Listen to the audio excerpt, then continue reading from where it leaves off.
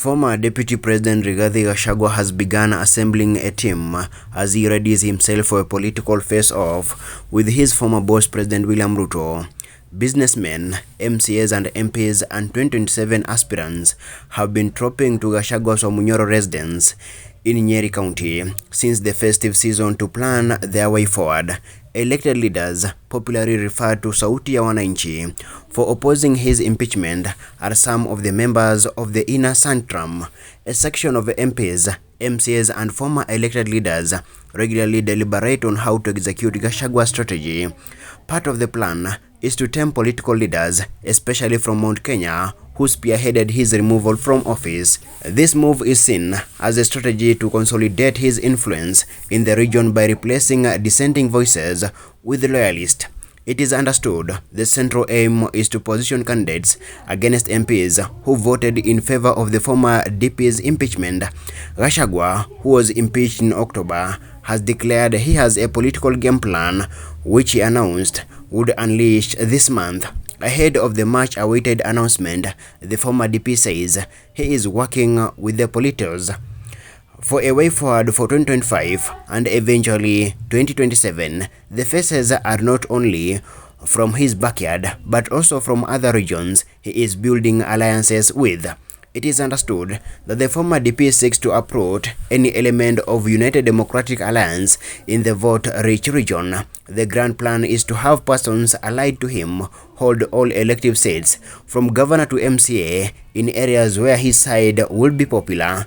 Among notable names that have visited Gachagua's Wamunyoro residence is former Machakos Town MP Victor Munyaka. Munyaka lost the seat to Caleb Mutiso, a former member of the Machakos County Assembly who ran on Maendeleo Chap ticket. The former DP has also hosted delegations of Gen Zs preparing to vie for various seats, especially in Mount Kenya region. A section of the politicians who have been at the meeting concede they are about planning for the next general elections and mentorship. Mercy Nungari, who is angling to challenge Kiambu Man Rep Anne Wamuratha, told the media that indeed she has aspiration for the seat. She acknowledged her recent meeting with Gachagua, stating that it is focused on addressing national issues and challenges facing Mount Kenya residents. Gachagua is the most senior leader in Mount Kenya and is well versed with the challenges our people faces.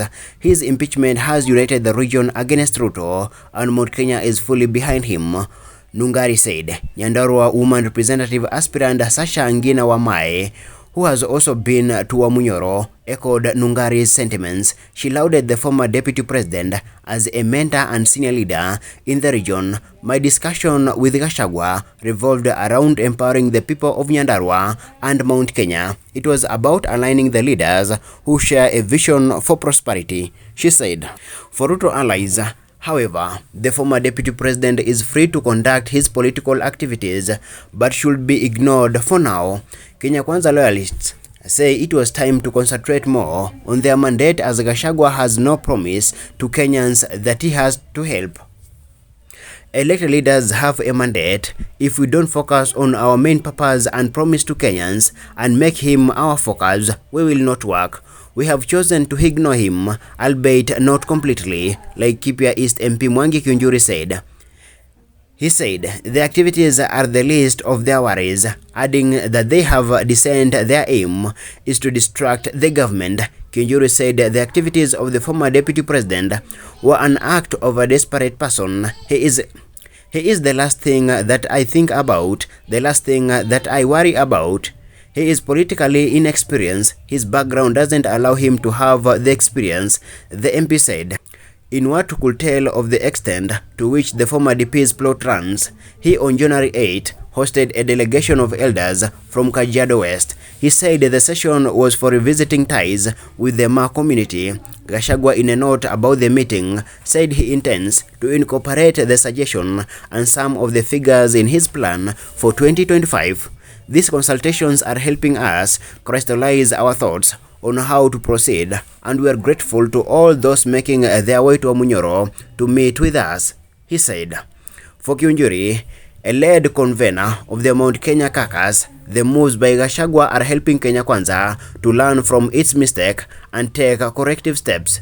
we have an opportunity to know the person much as he thinks he is destroying this government. We are taking advantage to learn, the lawmaker said.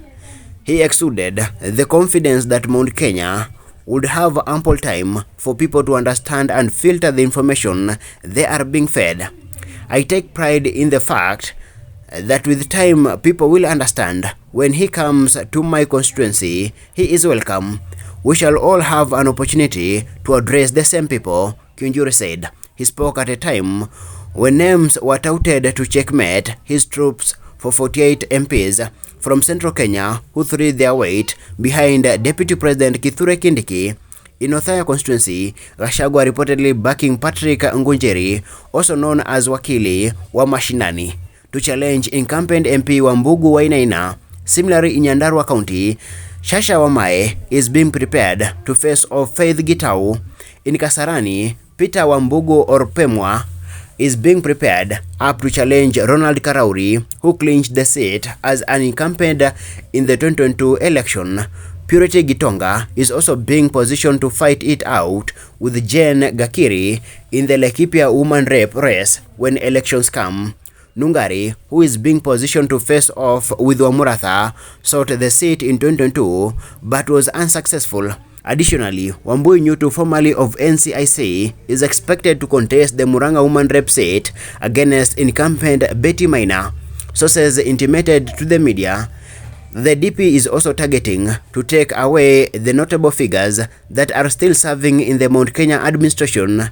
Recent outbursts by Public Service Cabinet Secretary Justin Muturi on abductions and the sentiments by Peter Mbae have escalated the speculations. The head of delivery unit resigned, citing frustrations of working with the Kenya Kwanza government. The Ruto administration fought the assertions. My name is Mahmoud Kamau, reporting from Nairobi.